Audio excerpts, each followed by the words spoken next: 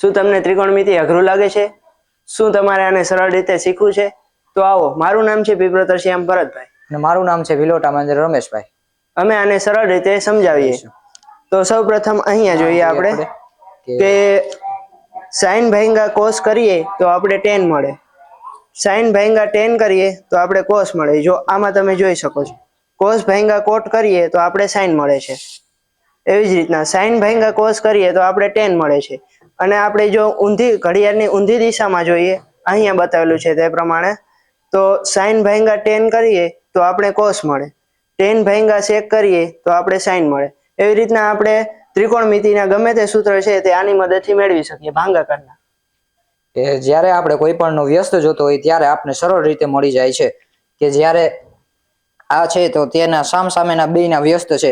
જ્યારે કોટનું વ્યસ્ત tan છે, જ્યારે 1/tan કરીએ તો આપણે કોટ મળી જાય છે, જે અહીંયા રીતે છે કે tan બરાબર 1/cot, એટલે કે જે સામસામેના વિધેય છે તે એકબીજાના વ્યસ્ત છે. જો સામસામેના વિધેયનો ગુણાકાર કરીએ તો આપણે જવાબ 1 મળે છે.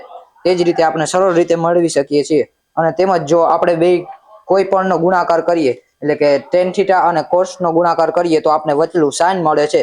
જે આ રીતે દર્શાવેલું છે કે જ્યારે આપણે cosec અને cos નો ગુણાકાર કરીએ છીએ ત્યારે આપણે cot મળે છે. તે જ રીતે આપણે આગળ જઈએ તો આપણે sec અને cot નો ગુણાકાર કરીએ તો cosec થીટા મળે છે. એવી જ રીતના હવે હું તમને બીજું સમજાવું કે આપણે કોઈ પણ ખૂણો છે તે 90 માંથી માઇનસ કરવો હોય ત્યારે વિધેય બદલાઈ જાય છે. જેમ કે આપણે અહીંયા બતાવેલ છે તે પ્રમાણે કે sin 90 માંથી કોઈ ખૂણો બાદ કરવાનો હોય તો તે cos બની જાય છે. cos માંથી કોઈ ખૂણો બાદ 90 માંથી કોઈ ખૂણો બાદ કરવાનો હોય તો તે sin થઈ જાય છે. એવી જ રીતના tan અને cot માટે, sec અને cosec માટે. ત્યારબાદ અહીં આપણે ત્રિકોણમિતિના અમુક સૂત્રો તારવેલા છે કે sin square theta plus cos square theta બરાબર 1 મળે છે. 1 પ્લસ cot સ્ક્વેર થીટા બરાબર cosec સ્ક્વેર થીટા મળે છે. અને tan સ્ક્વેર થીટા પ્લસ 1 એટલે કે આપણે sec સ્ક્વેર થીટા મળે છે. તો આવી જ રીતના ત્રિકોણમિતિય ચેપ્ટર છે તેને સરળ બનાવવા માટેનો અમારો પ્રોજેક્ટ છે. ધન્યવાદ.